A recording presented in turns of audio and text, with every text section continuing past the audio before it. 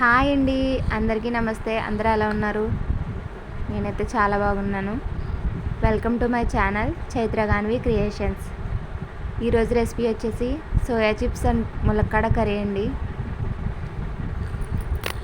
రైస్లోకైనా రోటీస్లోకైనా చాలా బాగుంటుంది. అది ఎలాగో ఇప్పుడు మీకు చూపిస్తాను. ఇదేనండి సోయా చిప్స్, అదే పొట్టు అంటారు కదండి, అదండి. ఉల్లిపాయలు, పచ్చిమిరకాయ, అలాగే టమాటో, ములక్కాడ ముక్కలను అయితే కట్ చేసుకొని ఉంచుకోవాలి. ఇప్పుడు వేడి నీటిలో ఈ చిప్స్ని అయితే వేసుకోవాలండి. తర్వాత వాటిని తీసి ఆయిల్లో అయితే ఫ్రై చేసుకోవాలి. బ్రౌన్ కలర్ అయ్యేంత వరకు అయితే ఫ్రై చేయాలి. తర్వాత వాటిని వేరే ఒక బౌల్లోకి తీసి అదే ఆయిల్లో ఉల్లిపాయ, పచ్చిమిరకాయ ముక్కలను అయితే వేసుకోవాలి. వీటిని కూడా దగ్గరికి అయ్యేంత వరకు ఫ్రై చేసుకోవాలి.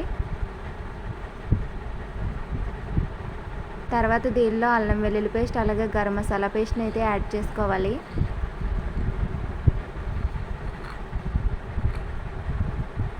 బాగా కలపాలి వీటిని.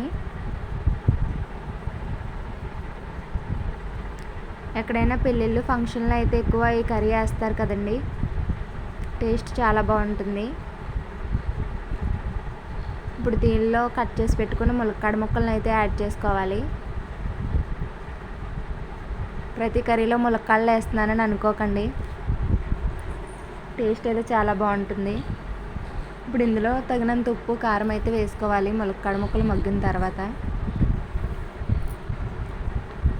ఇప్పుడు ఇందులో తగినన్ని వాటర్ అయితే పోసుకోవాలి.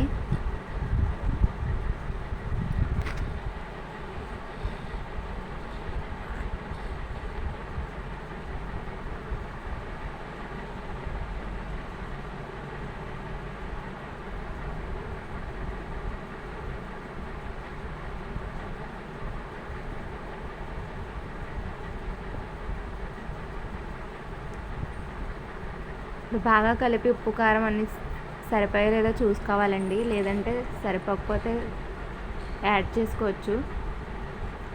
అలాగే కొద్దిగా కొత్తిమీరని కూడా వేసుకోవాలి. ఇప్పుడు దీనిని దగ్గరికి అయితే ఉడికించుకోవాలి. అంతేనండి, ఎంతో టేస్టీగా ఉండే సోయా చిప్స్ కర్రీ అయితే రెడీ అయిపోయింది. దీన్ని వెజ్ కీమా కర్రీ అని కూడా అంటారు.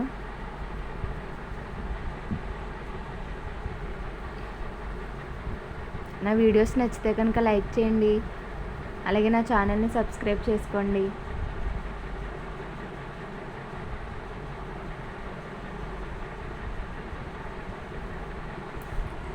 చూస్తున్నారు కదా, కర్రీ అయితే దగ్గరికి అయితే అయిపోతుంది. ఆయిల్ పైకి తేలిందంటే మనకి కర్రీ రెడీ అయిపోయినట్లే. ఇప్పుడు దీన్ని సర్వింగ్ బౌల్లోకి సర్వ్ చేసుకోవడమే. టేస్ట్ అయితే చాలా బాగా వచ్చిందండి. ఒకసారి మీరు కూడా ట్రై చేయండి.